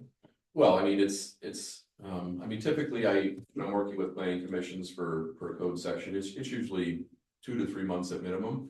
For a more complicated code, when I did the ADU code, when sign codes are always terrible too. I mean, those seem to take more like 6 to 8 meetings for planning commissions to get through because they're complicated. So to your point, Steve, it sounds like if we adopt the comprehensive plan part, and then we have, if we want to put the zone, or we do some more, get some more information, and then we have 2 to 3 months, we can adopt that and put it in. Well, I think so, mainly because there's a lot of information I heard today that is not the information I necessarily wants to go in our zoning code. Because we don't have the correct information yet. I don't have a confidence in what I put into this draft of the zoning code. I wasn't gonna say that. I think what you say, but we need to validate it, so it's not validated, so that's. But you could also say, yes, we do want this in our zoning code, and then I would go forth and try to validate this and get some better confidence in what we have in our code. But before I spend the time doing that, I think. I wanted some direction from you. I think all. Renee's probably right on the ball on this one. Let's hold up, put it in the plan generically. Save it for an issue where we actually take up zoning for the fire protection and spend the time necessary to do it right. Anybody else think differently? No, I feel, yeah. Okay, so I'll remove that from the zoning code for now and I'll modify the comp plan so that it references an intent to look at that, and coordinate with the district in the future, Okay. which is kind of the direction you gave me last time. The other piece in the, so if we move on to the comp plan now, I think I can breeze through a lot of this. I know last time we had some discussion about environmental justice and the idea of what the heck is that and how does it work? So I really went through and beefed up that section, and I did a bit more research in there too. And I believe Toledo is likely a disadvantaged community. Is that what you put the income levels at in there for? That is in here now, yeah. So I've included some of the metrics that they use to be considered a disadvantaged community, and that usually opens up priority and funding for certain grants and other things. Most notably is the State Model Toxics Control Act, the MODCA funds that the state administers through the Department of Ecology. And I noticed that Toledo is specifically listed as not eligible as a disadvantaged community there. But when I look at the metrics and when I use the data that I have access to, it looks like you're pretty close to meeting most of the elements of being a disadvantaged community because of the age of your population, the lack of accessibility to medical and other facilities and services. You know, the time it takes to get, you know, for shopping and other resources. And then the income levels and the housing costs too also are borderline and supportive of being a disadvantaged community. So all of those things, so I've added all those elements into the comp plan. I haven't gone as far to say that you are a disadvantaged community, only because I kind of saved my bacon by talking to Rachel and she said, oh, we tried that, we're not. But the metrics seem to be pretty darn close when I look at the data that I have access. Well, we just haven't received funding for it. I don't know that. So just from a history standpoint, the 2020 census came back with 100 less residents than we know we have. Mhm. Wow. And those 100 less are more than likely the low income ones that would have brought our number to a point of being disadvantaged. Disadvantage. And then in 22, they attempted to do a special survey through City Hall to try to capture those 100 individuals, and were not successful. So that's where that sits as far as what I'm familiar with. And according to previous clerk, that we weren't eligible for those sorts of grants because of that census cycle. Interesting. So, Yes. And I think that the data that I'm drawing from is mostly 2020 census data, so. Yes, we went above the 50%. right, the 50% level. And I'm guessing if you've got a tarp for half your roof, you're probably not gonna answer your door. Or answer a question. Right. But some of the other things that's changed though is the Employment Securities Department that sets some of these employment benchmarks. They're adjusted during COVID, they're adjusted every year after. And that's another criteria. So it's not all about income. There are several different legs to the stool, and income is one of them, and an important one, but not a conclusive one. It needs the other ones to fall into alignment. So I don't know, I've put a lot more data in here on that. So that way it's clear that we're not just talking about race or ethnicity, but we're also talking about age and access to services and other things. Yeah, I think it sets the ground for us to begin inquiries again and keep trying to see if that eligibility can change depending on what we find, right? But I appreciate any input you have on that section too, because I'm an outsider. I don't live here, and you all know the background of, hey, we tried this before we did this, and you know, I was on the verge of typing something saying that we are a disadvantaged community, and then I put the inquiry out to Rachel, and she said, "Man, I don't think we qualified the last time we tried." So, so I haven't said we are. I've just said that we Should be. should be considering looking at that more closely, or some loose language like that. But if you say we are, you have to be able to prove it, and the data that would prove it isn't available, right? or it can't be made available because people won't submit it. Yeah, I mean, it's just a bit more analysis that I could do based on the data that is available, but I didn't want to go down that road. If you've already been down that road and figured out it doesn't support it, So so. that's our only data point. And you'll get new census data with every census, so. You never know when that's gonna change, and the state metrics change too. I mean, the state income levels change, and I think that the income levels in some of the major metropolitan areas are actually up significantly. So if yours stay the same and everybody else goes up, well, what do you know? You just close the gap that way too, so that's. Better do that before our housing subdivisions come in. Right. Quick, let's trigger a census. But it sounds like you even tried to do that. You tried to do your own census to provide the data. So anyway, any input that y'all would have into any of the facts that I have pulled from the data sources, whether or not you feel like they're. If something looks like it's out of whack because it's not what you've experienced, then please let me know. But these are all mainly from the 2020 census data. I also pulled from the Washington State Employment Securities Division and other state resources too. So if you see something in there that doesn't jive with what you know. Well, and you've done far more research than I have. And I really just scratched the surface just to remind myself of what we went through in 20 and 22. So it sounds like your data is probably a little more complete than anything that we did. But if it doesn't look right, I might be incorrect about where I'm pulling the data from. Like I said, I use a variety of data sources, so it came from a valid source, and I can cite my sources, and I have for the most part in here. It's mainly, like I said, state agencies and 2020 census, but if something doesn't look right, then I could do a little bit more research to validate or invalidate the data. Well, is it the worst case that you wouldn't get funding because we're inaccurate? Right? Right, So. right. And I haven't gone as far to say that we are a disadvantaged community. I've said that we're likely a disadvantaged community, and we should do more analysis to figure it out. Yeah, I mean, it seems, I mean, I don't know, I can't opine on like living here a long time, but I could say that I think the language you put in sets it up for, it's not an outright claim that we are, but that we could look at this as an avenue for being able to get some sort of reprieve, I guess, from that situation.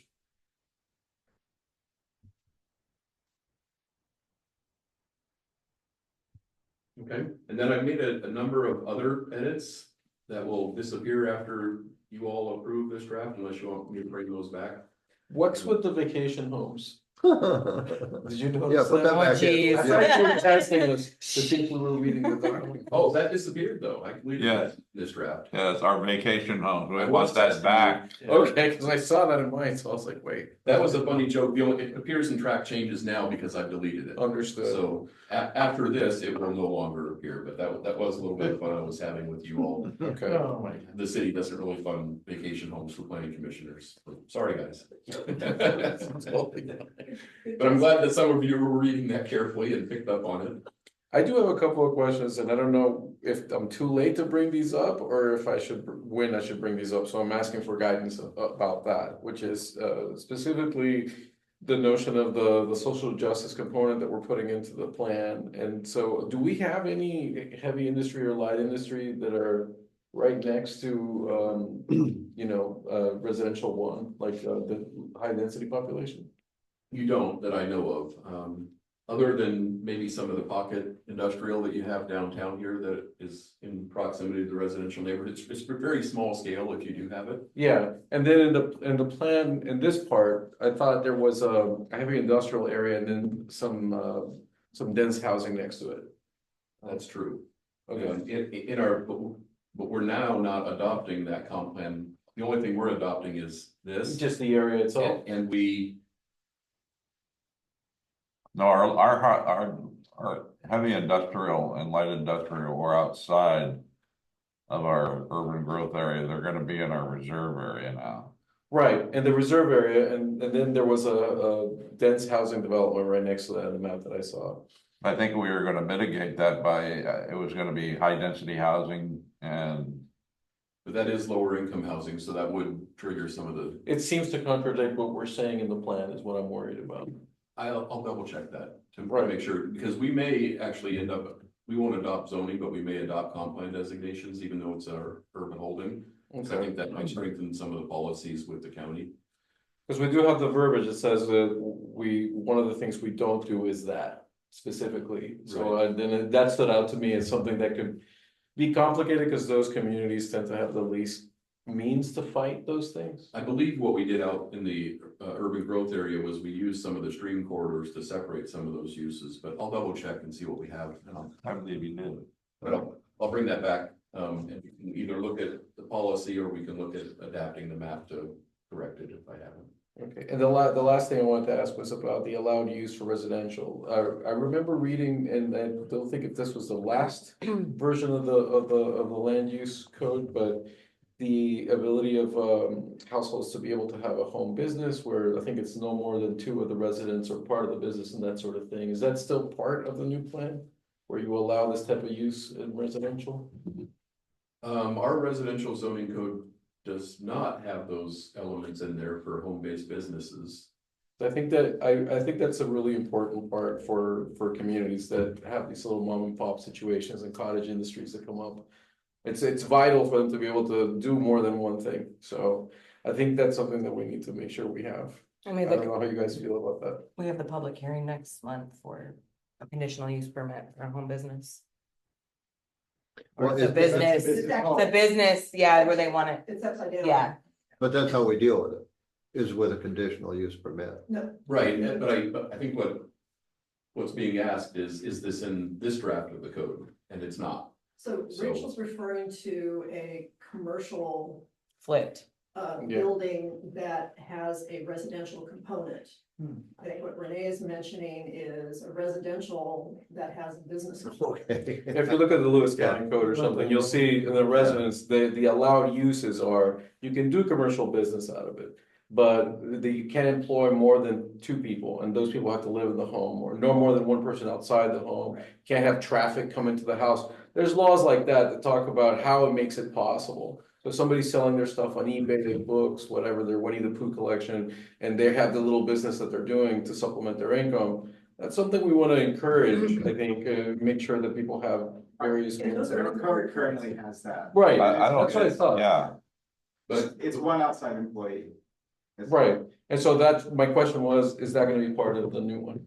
it should in some, it's not yet. Okay, Is the correct answer, but it should be. See, some of these things will kind of vet themselves out. What I'm trying to do is eliminate our land development code and just have a city code. So that the land development zoning is all in the city code, it should be, because we did adopt the land development code, but we never repealed the sections of city code that had the land development subdivisions. We have duplicates that are in conflict in some cases, so. I've just been ignoring that and going with the newer adopted land development code, but that also won't withstand a challenge. So what I'm trying to do is bring all this back into the code book, and actually give it numbers and put it in there, so that way we can send it to a codifier and they can. Well, our code book. Codification is almost done. We heard back from them today. It's in the final stages. And that includes our land use codes. But the So land we use codes are in a separate volume now. And they shouldn't be. They're in a section that's in your code book too. And these all should be in that section of Right, the but I code. think Rachel sent the 2021 land development code to the codifiers. Yeah. Yeah. To blend. to blend. Well, they're gonna get back to you with a big long list, because that's what they do. They'll go through and say, these items are in conflict, because they won't resolve conflicts. Right, that's what they're gonna do. They're gonna say this one's null and void, this one was superseded, this one is conflicting. Only where it's superseded, but where you haven't repealed something and you've adopted something in conflict, they won't resolve that for you. They'll Right, say but they're gonna let you know They do that there's to a the attorneys conflict. all the time. This code that you Yeah. just adopted has this provision. This one and this other section of, and they're really good about that, because it's in a completely unrelated code section that I didn't even look at, and they're like, well, this says this, and you just adopted this. What do you want us to do? Yeah, So But at they least we'll take know back where to we council sit. and say, what do you wanna do? Right, and we'll have that too. Yeah, Coming out of this codification. well, and a major one will be is that you have conflicting subdivision and short plat regulations and. Because you do, but part of what I'm doing is I'm taking what you've done most recently in the land development code. Putting this into it, so then when the city adopts their update with the comp plan, you'll adopt a new zoning code section. So it will amend, and it will include all that stuff, but that's, when I start to bring those together and actually. I mean, right now, we're talking about standards and all that pieces, and these aren't numbered to fit in a code section. Once I start trying to fit them into the code sections, then hopefully I'll uncover all those, but I'll look specifically at that too, to make sure I bring that in.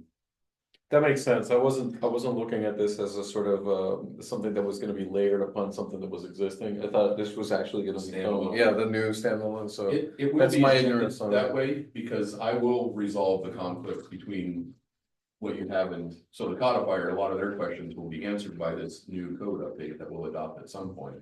Okay, But, because I'll resolve those and bring the council to bless it, because they'll eventually, you guys are all reviewing it, council will take it to a meeting or two and adopt it, and if they do, then it becomes the law of the land, and then it's clear to the codifier what's intended, because we will repeal sections and.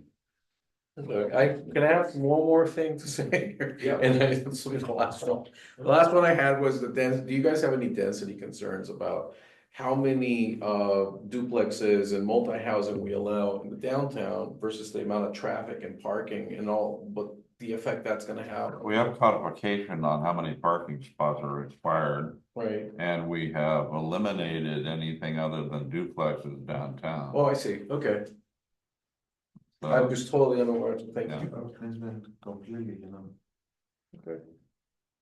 So that's all I had. So we've got the waterfront mixed use and downtown mixed use zones. We did have some multifamily on the zoning map downtown.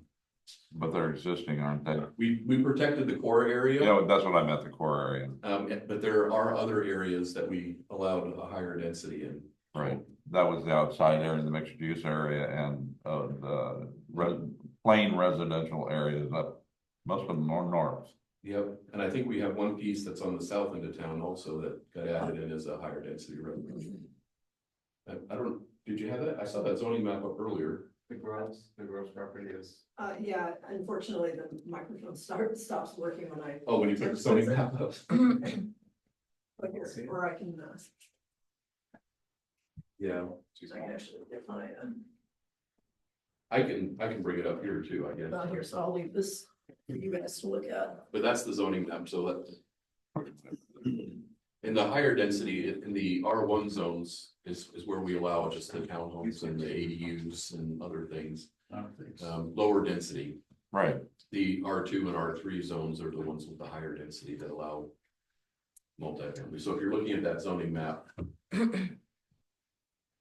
And so we labeled downtown core as R1, yes, Yeah. and then the rest of the residential were R2, R3, or waterfront mixed use. And or downtown mixed waterfront use. mixed use. We have those two, the downtown mixed use and waterfront mixed use both combine different densities of residential with commercial in different formats. Right, Waterfront, you're allowed to do commercial or residential. Downtown mixed use is upper floor residential only, downstairs commercial.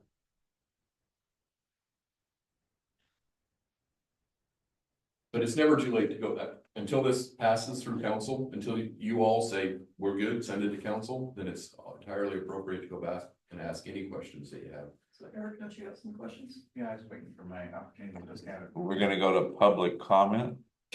You can go. I'm going back. I need these from everybody. We'll just breeze over that real quick. Any kind of affiliation with businesses, just let me know. You need them tonight or? This week, next week, Okay, just don't forget, I won't. and Brian needs to be excused. Yes, Brian is not here today, he's excused. He's come over Make a motion to excuse him. last month, he's come over last month, Brian come over last month. He's here last month, Brian? He was here. Yeah, he's here last month. He was Yeah, here he's last not night. here tonight, you I just know, need to yeah, excuse yeah, him. yeah, no excuse there because, okay, yeah. I need a motion to excuse Brian from the meeting. So moved. Yes. Second.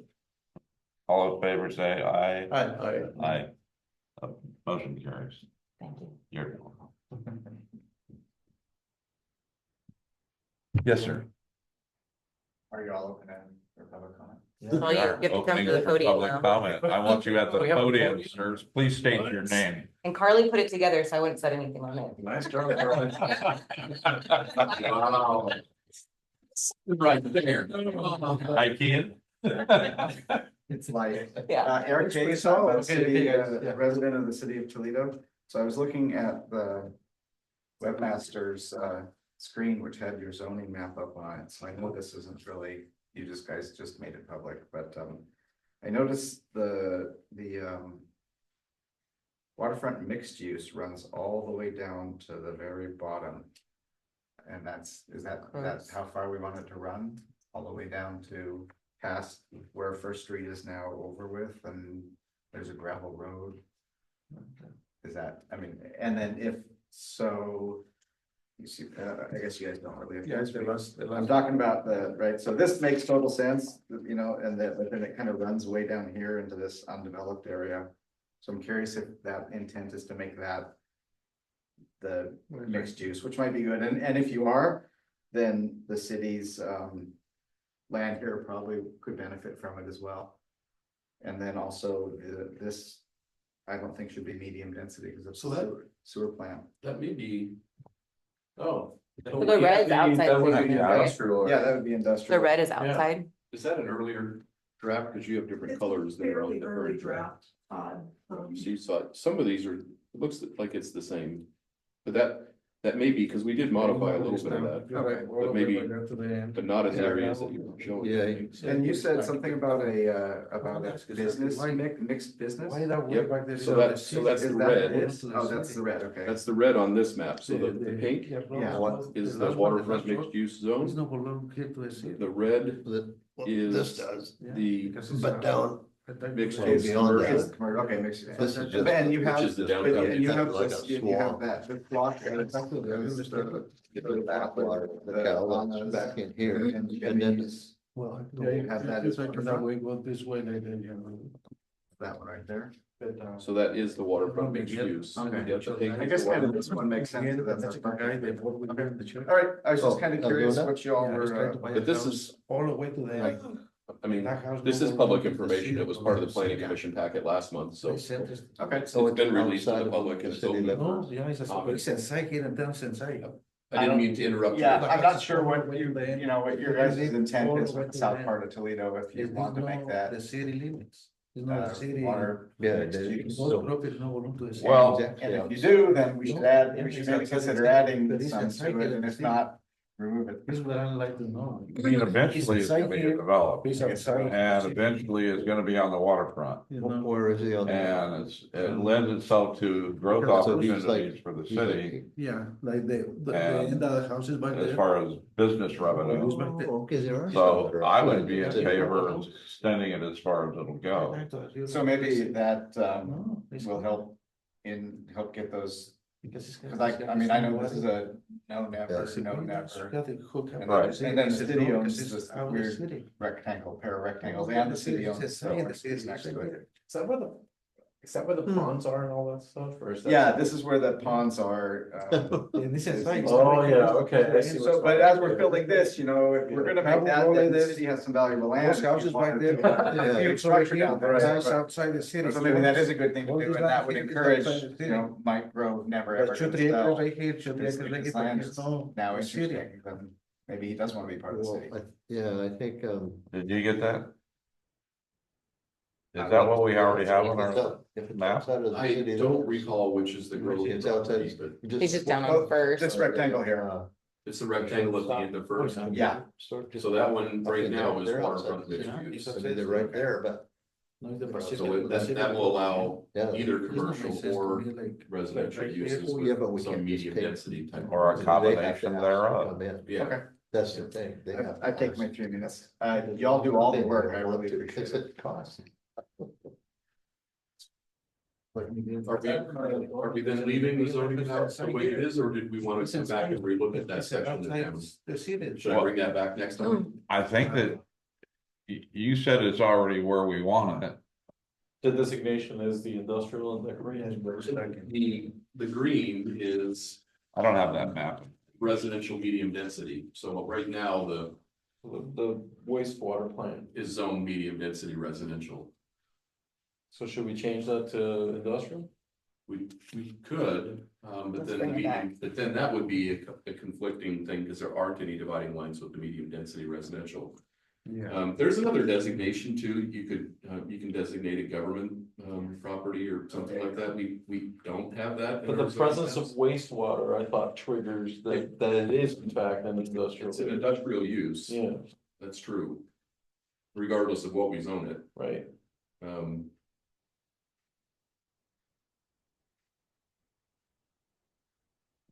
But we did have that area around it zone medium density residential, so.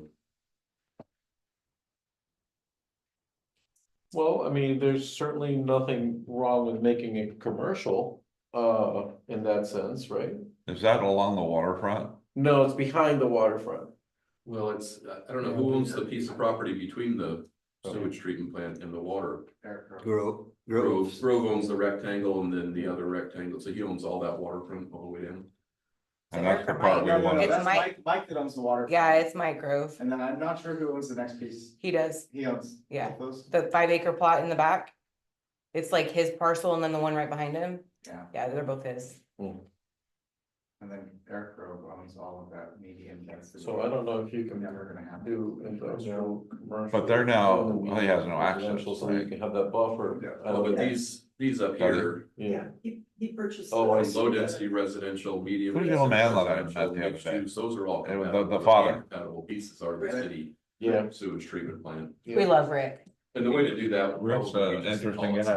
something else. Call it, That's, But that's, then I've got to look at pulling city hall out and maybe Yeah, that- some of the other uses up here. I mean, right now, No, that is the not- city's talked about, you know, maybe that. over the 20 year not being in this building anymore. Yeah. Allowing this building and some of the other area to be converted to other uses. Well, we want, what are we talking about now as far as the next waterfront, Well, you have the wastewater plant, right? and it's zoned currently medium residential, medium density, and it's got other houses around it. And theoretically speaking, I mean, I don't know the law that well, but you can't have a wastewater plant next to a residential, place. As far as I know, without appropriate buffers or I don't know whatnot. You can have them next to each other. I mean, the city of Lake Oswego has one right down in the middle of their waterfront, so. that's, Oh, okay. You know, most communities do have them in their waterfront. That's just the lowest point in town. Right.